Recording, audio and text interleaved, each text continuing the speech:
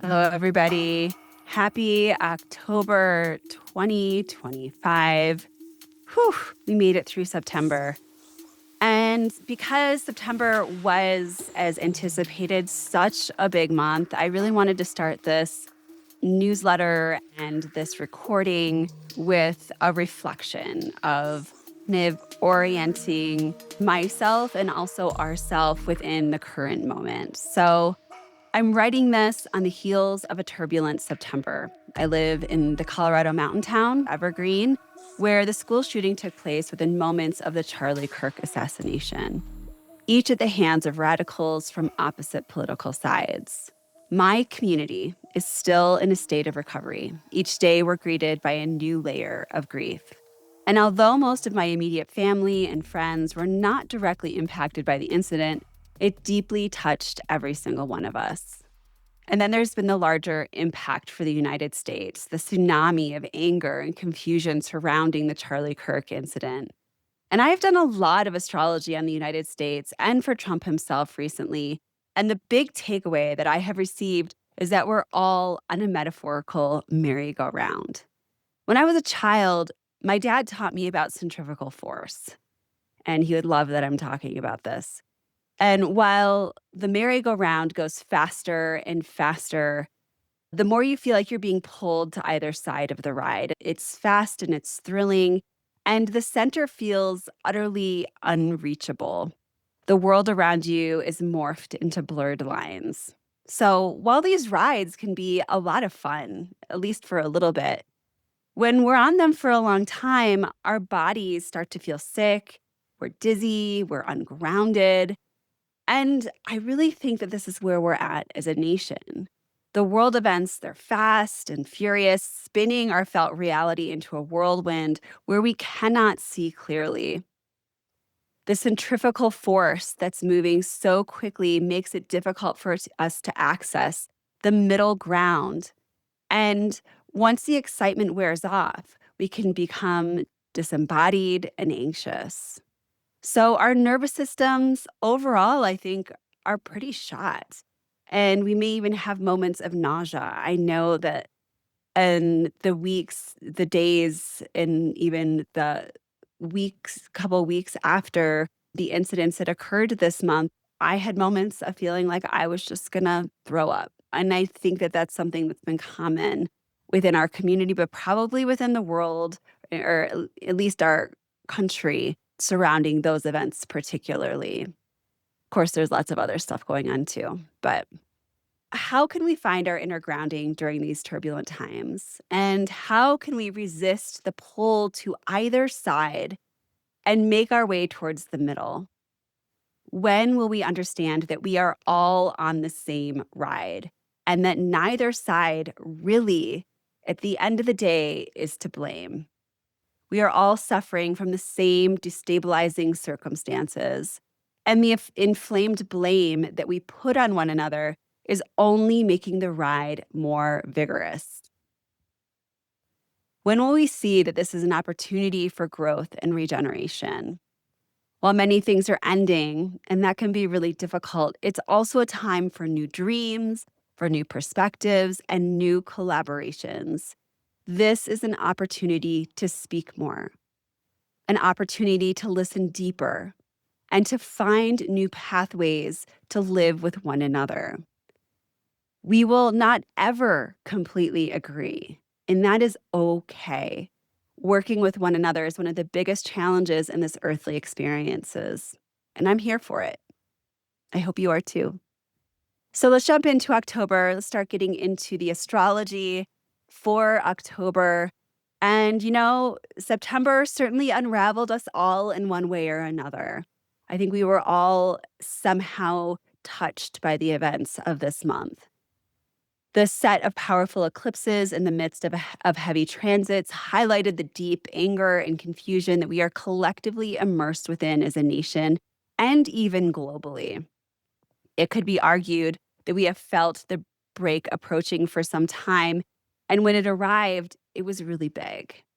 And regardless of what side of the imaginary fence you stand upon, It was impossible not to feel the impact, the breaking of something integral to our humanity, but also maybe something that needed to break in order to recreate a more robust society. October will likely be a time of integration, processing, and emotional resetting.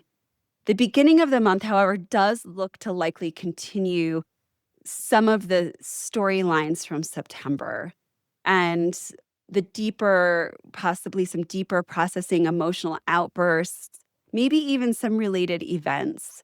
However, the second half of the month could hopefully include some more opportunities to deepen into whatever emotional upheaval occurred in September and maybe even in the early weeks of October to find a more nurturing way to navigate to the other side of our new reality. So there's some actual support towards the end of the month, which we'll speak about. So, first off, in the events for this month, which I'm going to be outlining, is the Aries full moon, which takes place on October 6th at 9:47 p.m. Mountain Time. And it's situated at 14 degrees Aries, 8 minutes. There, in some ways, is a celebratory spirit to this full moon because it marks the end of a very long and turbulent eclipse season. And the days before this full moon perfects, we should start to feel a bit more grounded. The eclipse season spell will be broken, and we can proceed as usual ish. While it is true that the plot lines of eclipses can play out for about 6 months and sometimes longer, the liminal feeling of eclipses dies away once the next regular new or full moon takes place, which is what this Aries full moon is. From a wide lens perspective, the most prominent signature of this full moon is its square to Jupiter in Cancer, which is good, it is optimistic, it's life giving, and poised for success. What's not to like about that?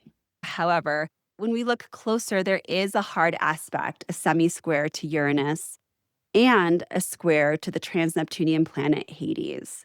Uranus on its own could bring in more sudden events, shocking newsreels, and even excitement. However, Hades indicates the possibility of unpleasant events, disturbing news, and even like criminal activity. More positively, we could find that more people are looking to help one another in a time of need. The dial for this full moon illustrates that there is the possibility of a continued struggle surrounding free speech, which, if you listen to the broadcast Astrology podcast that we just put out on the 2025 Libra Ingress, you'll get a deeper insight into this struggle with free speech and communication. But it looks like there could be more restraints and significant ones resulting in people fighting back in order to maintain their First Amendment rights. Anger looks to be stirring, and there is a warning that people could be gravitating towards one another who are on their side instead of reaching across the aisle for common ground. For you personally, do what you can to not get caught up in the heightened drama that looks to be unfolding within the archetypes of this full moon. In our home, we're having a screen-free October, meaning that we will all be off of everything except for a show in each evening to wind down. And I implemented that a couple months ago, told my kids we were going to do that. And in the midst of everything happening, I'm really glad that that we're going to be doing that. With the sun in Libra and the moon in Aries, we're asked to look at our relationships and how we show up with them. Jupiter could help us to bring ease and opportunity into our partnerships and our friendships, allowing for stuck areas to experience flow and even happiness. And then Pluto will station direct later on. This is an important station for Pluto because it is the first time that it will do so in the sign of Aquarius. Since Pluto's first ingress into Aquarius in March of 2023, Pluto has always retrograded back into the sign of Capricorn and stationed direct there until now. The station direct states that Pluto is in Aquarius for the long haul until 2043, when it starts to be, then it begins to its ingress into Pisces. So this station direct occurs on October 13th of 2025. And the most important element of this station is that Pluto will be within a half degree from perfecting its trine with Uranus. This is a powerful trine that will actually perfect throughout 2026. In addition, Venus is in a trine to both Uranus and Pluto, creating a grand air trine. This combination can bring new creative projects into fruition and enlighten new ideas and perspectives. While the stationing of any of the slower moving planets can be potent, the supportive and inspirational nature of the grand air trine should help with how the intensity manifests. It should be noted that the moon will be in an opposition to Pluto as it stations, which could emphasize the profound and sometimes uncomfortable change that us as humans are undergoing. Pluto can bring heaviness, it can bring feelings of fear and skepticism, as well as a sixth sense knowing and intuition. The collective intuition could be heightened in the midst of the trying circumstances that at this time we'll still be processing through. And it being in an air sign can emphasize, in this air sign grand trine, can emphasize the focus on communication, on how we express our humanness, how we communicate that with one another. So this could be a really fast moving time, but also one where there's opportunities for us to find new ways to express ourselves that will hopefully be more supportive of the long-term goal of peace and harmony. I love that Venus is in there for that. So take a look at what you have situated between 0 and 4 degrees of the fixed signs. These fixed signs are Taurus, Leo, Scorpio, and Aquarius. These natal placements will be most impacted by Pluto's stationing on October 13th. So next, we're going to take a look at the Libra new moon on October 21st at 6:25 a.m. Mountain Time. The Libra new moon will perfect. It's situated at 28 degrees Libra and 21 minutes, and this new moon highlights the importance of negotiation and reminds us that in order to maintain social harmony, every voice must be heard. As an archetype, Libra's wisdom is needed in the midst of so much activity in Aries. Saturn and Neptune in Aries has brought topics of masculinity, of aggression, and bold actions to the forefront. While the Aries archetype can be the blunt force needed to instigate something new, Libra is there to bring social cohesion and niceties into the oftentimes raw and abrupt Aries demeanor. The Libra new moon is situated within an even closer proximity to Jupiter in Cancer than the full moon, but is also within an out-of-sign square to Pluto. The luminaries paired with Jupiter and Pluto is an overall bountiful and powerful combination. This is often the signature for an individual who is capable of creating immense riches and overall success. However, there is also the possibility for great change, as has been pointed to prior and in many of my astrological evaluations of this time. Jupiter brings more to whatever it is touching. A central element to this new moon is the Mercury-Mars conjunction in Scorpio that perfected just before the new moon. As the Libra sentiment works to maintain social balance, Mercury-Mars could be putting fire on all of our tongues and sparking debate and verbal discontent. We can expect cutting news or public disputes at this time. The chart and the dial for this new moon indicates that there is the possibility that we are still reeling from the events of September and possibly new events that have arisen that could contribute to the dismantling of the status quo. Pain and loss are still largely on the agenda. I recently listened to a podcast which stated the importance of experiencing pain. I know that this sounds absurd and maybe even masochistic in some way, but within the realm of the human experience, pain can actually be central to learning and growing and evolving. And in so many ways, this is what the astrology is illustrating for us at this time. Many of you may be asking, when will it get easier? Why is it always so hard? And the answer may be that the easy moments are not the point of our human experience of our incarnations. The friction and the grind are actually the points. That is where the magic happens. And the ease and the beauty and the comfort is also always present in every moment. And it's our goal to remember that. The feel of a cool breeze on your skin, the sound of rustling leaves, the warm sun, the calming majesty of animals, the tingle after reading a good poem, the smile of a good friend, the hug of a loved one, the sound of laughter, the feeling of your body after a good night's sleep. These are always woven into our lives, always accessible most of the time, and the real medicine as we traverse the meaningful destiny of human life. So, speaking of medicine, let's move to Mercury and Mars in flowing aspects. Towards the end of the month, there is a notable series of grand water trines that are comprised of Mercury and Mars in Scorpio, Jupiter in Cancer, and Saturn and Neptune in Pisces. The flowing aspects are taking place in the latter degrees of water signs between 24 and 29 degrees. If you have placements in water signs, which are Cancer, Scorpio, and Pisces, at or near these degrees, you can expect a boost of activity, steps towards success, and opportunities coming your way. These trines are taking place between October 24th and October 29th and will likely be felt several days before and after. I suspect that we may be able to find some resolution within our emotional minds and bodies. The water element in particular is an expert in dealing with the emotional realm and can aid us in finding the wisdom within the parts of us that we may try to avoid through activity, consumption, or other means of escapism.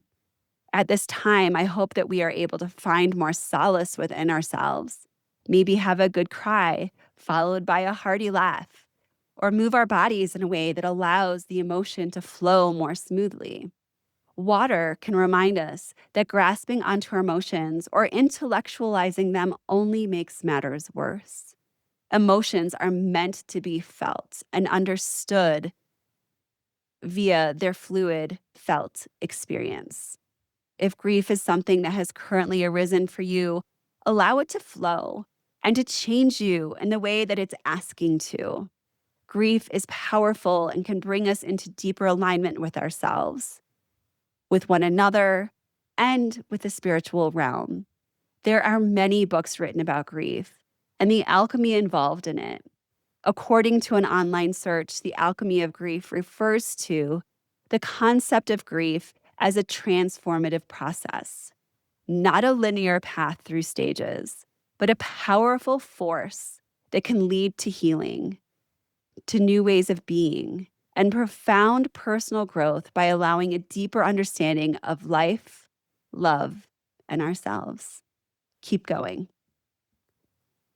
So, in closing, I hope that my ramblings surrounding the astrological activity has been helpful to you in some way, illuminating the path that we are currently traversing. I love astrology because it provides a grand overarching plan for what we're experiencing, and it illuminates that without the dualistic preconceptions that humans tend to prescribe. It is because it is. And I am reminded that we are small but powerful pieces in a much larger and infinitely complex picture. Practicing astrology gives me the feeling of touching destiny, running my fingers through the mechanisms of the universe.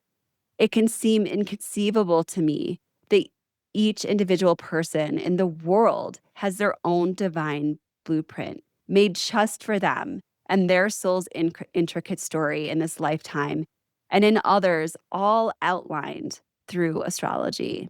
Yet, I know that if I sat down with each person, I would find just that. It's unbelievable. So I hope that I'm able to meaningfully convey and share that inspiration and magic to each of you as well. Each of you are incredibly important, in ways that you cannot and will not fully understand in this lifetime. And being important doesn't mean being successful on the earthly plane. It is much vaster and subtler than that. Keep your light bright, keep your loving energy big, and trust that each step will lead you to where you need to go. Until next month, I'll see you next time, my friends. Thank you so much for listening, for reading, for following all the things. And I'll keep bringing you more astrology, and we'll see you next time. Lots of love. Bye.